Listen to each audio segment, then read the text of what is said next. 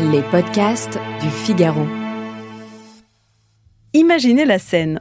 Vous êtes à table, un mardi soir, fatigué, un peu chafouin sur les bords.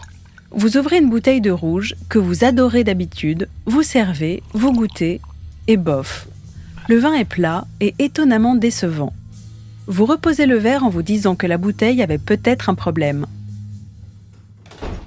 Le lendemain, vous êtes de bonne humeur, vous rouvrez la même bouteille et là, miracle, le vin est généreux, fruité, charmeur.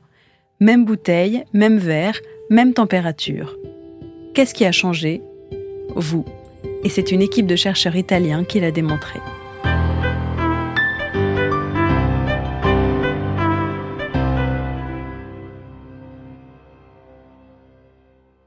Commençons par l'étude. Elle a été publiée en mars 2025 dans Current Research in Food Science, une revue scientifique à comité de lecture par une équipe du département de psychologie de l'université de Chieti Pescara dans les Abruzzes. Marco Tomassi et ses collègues ont recruté 133 buveurs réguliers de vin et les ont soumis à un protocole en double aveugle. Chaque participant goûtait, lors de 2 sessions séparées, un vin bio et un vin conventionnel, sans savoir lequel était lequel. Jusque-là, rien de très original. Sauf que les chercheurs ne se sont pas contentés de demander si c'était bon ou non. Ils ont mesuré 3 choses: l'intensité gustative, la durée en bouche et le plaisir ressenti. Et surtout, ils ont fait passer à chaque participant une batterie de tests psychologiques, la triade noire et des échelles de bonheur, d'anxiété et de dépression. En clair, avant de leur donner un verre, ils leur ont brossé un portrait psychologique complet. Les résultats sont fascinants. Sur le goût pur, c'est-à-dire intensité et plaisir, aucune différence significative entre le vin bio et le vin conventionnel. À l'aveugle, les participants ne les distinguaient quasiment pas. Là où ça dérape, c'est sur les effets ressentis. Le vin bio induisait un effet plus stimulant: énergie, euphorie, sociabilité. Le vin conventionnel, lui, produisait un effet plus sédatif: relaxation, somnolence, lourdeur. Même quantité d'alcool, ajustée au poids de chaque participant, même protocole. Mais la grande révélation de l'étude, c'est que ces effets n'étaient pas seulement déterminés par le vin, ils étaient modelés par la personnalité du buveur. Regardons plus en détail.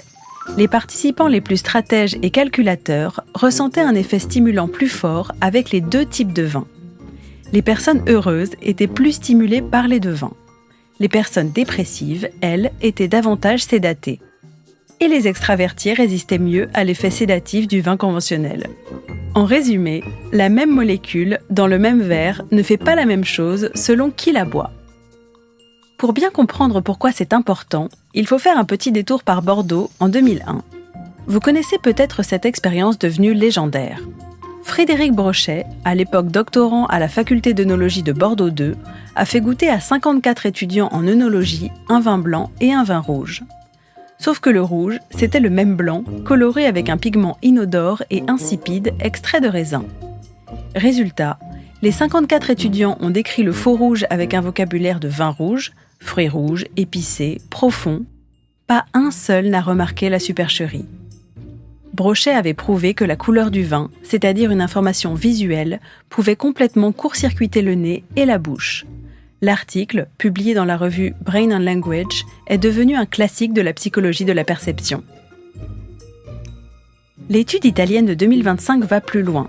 Là où Brochet avait montré que l'œil trompe le palais, Tomassi et ses collègues montrent que c'est le cerveau tout entier qui filtre l'expérience gustative à travers le prisme de la personnalité et de l'état émotionnel. Ce n'est plus seulement ce que vous voyez qui change ce que vous goûtez, c'est bel et bien qui vous êtes. Et ce n'est même pas une histoire de palais ou de papilles. Les différences portaient principalement sur les effets psychoactifs, c'est-à-dire sur la façon dont le vin modifie votre état mental. Le même verre vous rend joyeux ou vous endort, selon que vous êtes arrivé à table heureux ou déprimé, extraverti ou dans votre coin. Et ce n'est pas un cas isolé.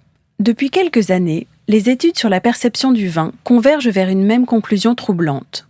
Le vin n'est pas qu'une composition chimique, c'est une expérience subjective façonnée par tout ce qui vous entoure et tout ce qui vous constitue. L'expérience de Caltech sur le prix en est un autre exemple. Des volontaires dans un scanner IRM goûtaient le même vin, mais quand on leur disait qu'il coûtait 90$ au lieu de 5, la zone du cerveau associée au plaisir s'activait significativement plus. Le plaisir n'était pas simulé, leur cerveau le vivait réellement. De même, une étude espagnole de fin 2025 a montré que le même vin, un Crianza de la Mancha, servi dans 3 types de verres avec 3 niveaux de rituels différents, du service standard au service cérémoniel avec décantation, était décrit avec des termes radicalement différents. En verre simple, on parlait de fruits rouges.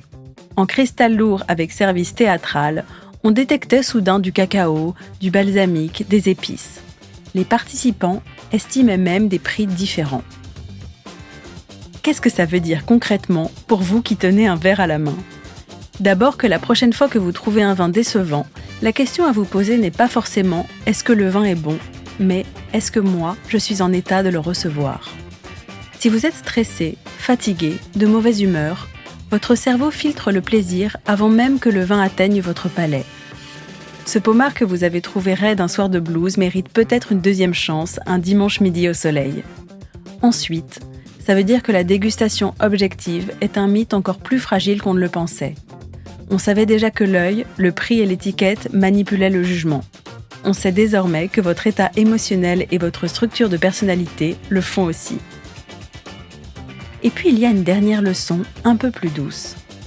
Si le plaisir ressenti dépend autant de qui vous êtes et de comment vous allez que de ce qu'il y a dans la bouteille, alors le vin n'est pas qu'un produit, c'est un miroir liquide.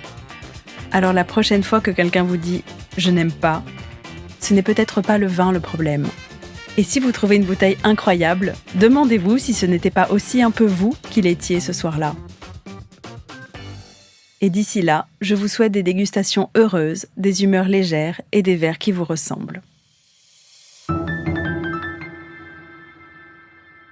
Merci d'avoir écouté ce podcast. Je suis Alicia Doré, journaliste vin.